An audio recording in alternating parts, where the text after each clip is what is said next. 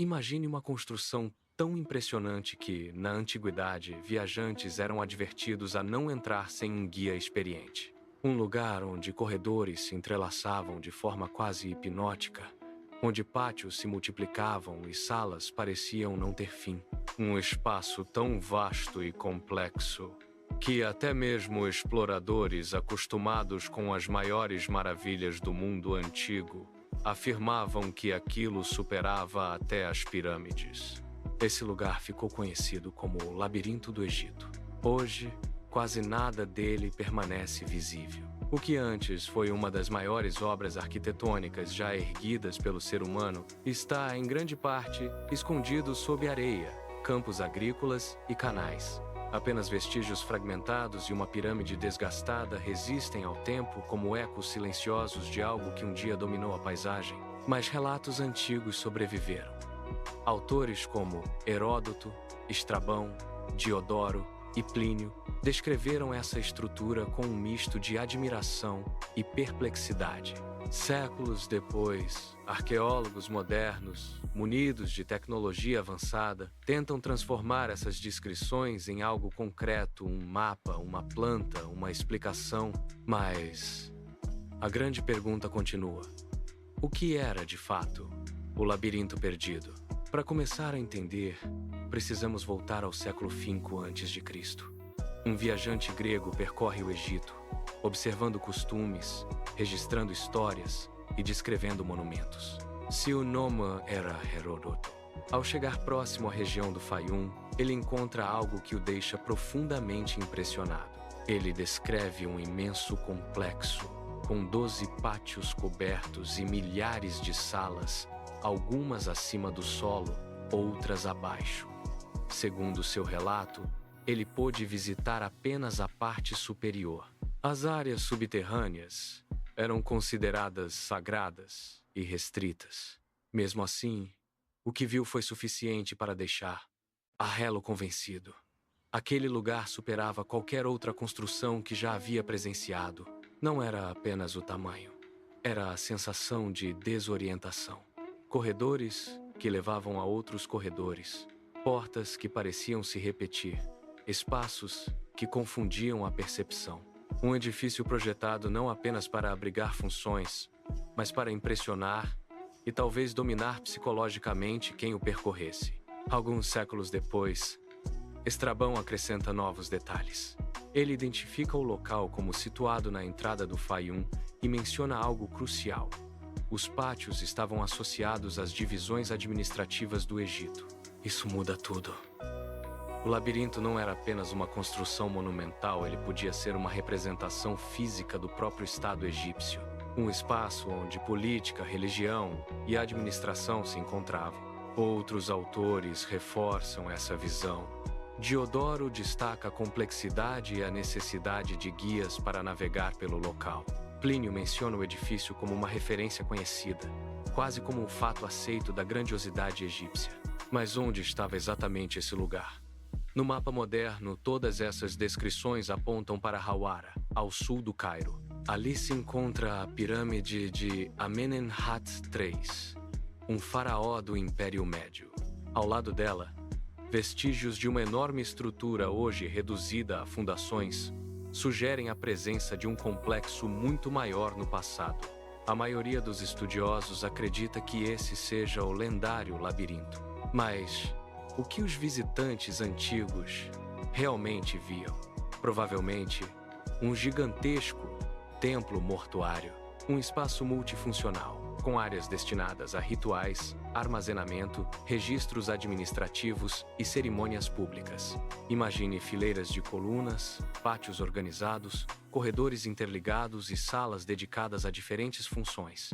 Um lugar onde sacerdotes realizavam rituais, escribas registravam tributos e delegações de diversas regiões eram recebidas. A famosa cifra de 3,000 salas talvez não seja literal. Pode ser uma forma de expressar a imensidão e a complexidade do local. Ainda assim, a essência permanece. Era um edifício gigantesco e impressionante. Mas se era tão grandioso, por que desapareceu? A resposta é simples e brutal: pedra. Ao longo dos séculos, blocos foram retirados para reutilização em outras construções. A prática era comum. Com o tempo, a estrutura foi sendo desmontada. A irrigação, o sal do solo e o avanço da água subterrânea fizeram o resto. Hoje, o que resta é apenas um esqueleto arqueológico. Mesmo assim, é possível reconstruir parte da história. O responsável por essa obra monumental foi Amenemhat III, um dos mais importantes faraós da Dozenia dinastia. Seu reinado foi marcado por grandes projetos de engenharia, especialmente na região do Fayum. Ali, ele promoveu a recuperação de terras agrícolas em larga escala, transformando a área em um centro produtivo essencial para o Egito. Esse tipo de empreendimento exigia organização, controle, administração, e o labirinto pode ter sido o coração desse sistema. Não apenas um templo, mas um centro administrativo e ritual. Um lugar onde economia e religião se entrelaçavam. Além disso, o complexo estava diretamente ligado à pirâmide do faraó. Isso reforça sua função como templo mortuário, um espaço dedicado ao culto do rei após sua morte. Mas havia também um elemento simbólico: a organização dos espaços, possivelmente associados às províncias do Egito, sugere uma representação física do domínio do faraó sobre todo o território. Era a arquitetura como poder. Com o passar dos séculos, o local caiu em ruína. Quando arqueólogos modernos chegaram, encontraram um pouco mais que vestígios. Um dos primeiros a estudar o local de forma sistemática foi Flinders Petrie, no final do século XIX. Ele mapeou fundações, identificou estruturas e tentou reconstruir o layout original. Mesmo sem paredes intactas, foi possível perceber a escala do complexo. E por que ele parece tão perdido? Porque quase tudo foi removido. O que resta está enterrado, fragmentado ou invisível a olho nu. Mas a tecnologia moderna trouxe novas possibilidades. Estudos com magnetometria e resistividade elétrica revelaram padrões subterrâneos, linhas retas, ângulos, formas que indicam a presença de estruturas enterradas. Esses dados sugerem que partes significativas do complexo ainda existem, escondidas sob o solo. Reconstruções digitais também ajudam a visualizar o passado. Modelos baseados em evidências permitem caminhar virtualmente pelo labirinto, testando hipóteses sobre sua estrutura. Mas é preciso cautela. Nem toda descoberta é definitiva. Muitas interpretações ainda são debatidas. Além disso, há desafios práticos. Escavações são limitadas por questões legais, ambientais e de preservação. O lençol freático elevado e a salinidade do solo ameaçam o que resta. Isso significa que parte do mistério pode permanecer por muito tempo. E talvez isso faça parte do fascínio. O labirinto do Egito não é apenas uma construção perdida. É um símbolo de algo maior. A capacidade humana de criar estruturas que desafiam o tempo e, ao mesmo tempo, a inevitabilidade de sua destruição. Ele também representa a forma como interpretamos o passado. Através de relatos, fragmentos e tecnologia, tentamos reconstruir algo que já não existe completamente.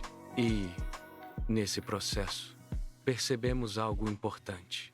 A história não é apenas sobre o que sobrevive. É também sobre o que se perdeu. Então, Heródoto estava certo? Em essência, sim. Existia um complexo gigantesco, impressionante e confuso o suficiente para parecer um labirinto.